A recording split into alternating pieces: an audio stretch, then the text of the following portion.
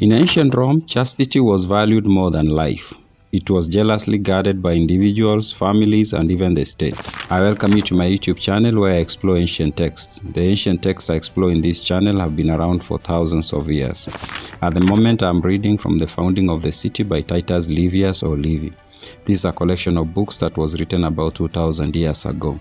It covers the history of Rome from its founding by Romulus in the 750s BCE to the time when Augustus was emperor, which was close to 0 AD. If you have not subscribed, subscribe so that you don't miss any of the videos I publish. When you read Livy's books, you come to appreciate how highly purity, especially in women, was valued in the ancient Roman society. It was valued so much that two major revolutions in that ancient society were caused by the dishonor of women's chastity. Indeed, the revolution that removed the king from power in 509 BCE was triggered by the dishonor of a woman's chastity. Sextus, the son of the last king Lucius Tarquinius Superbus, had forced himself on Lucretia, the wife of his cousin Collatinus. Livy writes, Sextus Tarquin, inflamed by Lucretia's beauty and exemplary purity, formed the vile project of effecting her dishonor. When all around seemed safe and everybody fast asleep, he went in the frenzy of his passion with a naked sword to the sleeping Lucretia, and placing his left hand on her breast, said, Silence, Lucretia, I am Sextus Tarquin, and I have a sword in my hand. If you utter a word, you shall die. Livy tells us that this threat of being killed did not scare Lucretia enough to stop her from fighting. What scared her enough was the threat by Sextus to dishonor her in the worst way possible.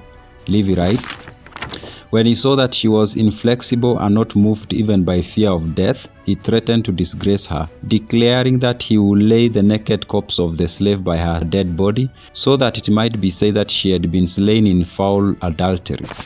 By this awful threat, his last triumphed over her inflexible chastity, and Tarquin went off exulting in having successfully attacked her honor.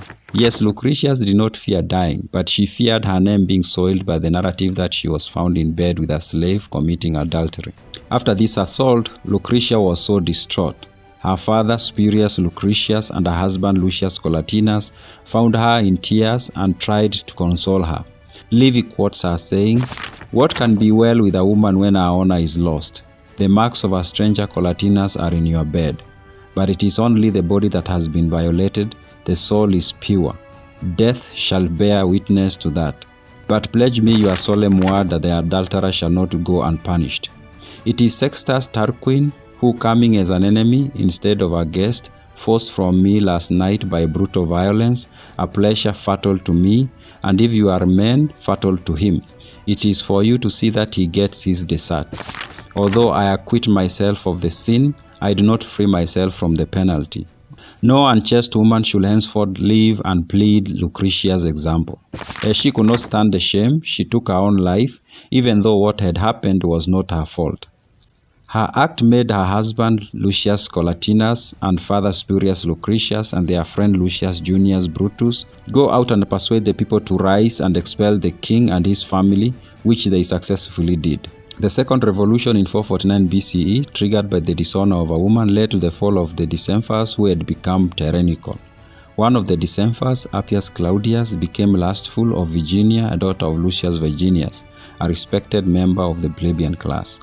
He used his power to try to take her away from her family. Her father, Virginius, decided to end her life rather than stand her being dishonored by Appius. Livy writes, Then Virginius, when he saw no aid anywhere, says, I beg you, Appius, first pardon a father's grief, if I have said anything too harsh against you. In the next place, suffer me to question the nurse before the maiden, what all this matter is, that if I have been falsely called her father, I may depart hence with a more resigned mind. Permission being granted, he draws the girl and the nurse aside to the sheds near the temple of Colliasina, which now go by the name of the New Sheds, and there, snatching up a knife from the butcher, he says, In this one way, the only one in my power, do I secure you your liberty. He then transfixes the girl's breast, and looking back towards the tribune, he says, With this blood I devote thee, Appius, and thee head. That death and the injustice that came before it led the people to rise and bring down the rule of the decemvirs. But remaining chaste was not only enforced through personal and familial agency, the state also enforced it. Livy does mention one Postumia being arrested sometime in 430s BCE for acting in ways that implied she was not preserving her chastity. Livy writes, "In this year Postumia, a Vestal virgin, had to answer a charge of unchastity. Though innocent, she had given grounds for suspicion through her gay attire and unmaidenly freedom of manner." Livy tells us that she was remanded before being acquitted with a warning to abstain from what he describes as frivolity and to study sanctity than smartness in her appearance. The crime of modesty was not prosecuted at the public assembly like other crimes, or by the consuls or tribunes, but by a college of priests working under the leadership of the Pontifex Maximus. If you enjoyed this video, take a moment to strike the like button. I also welcome your comments. See you in the next video.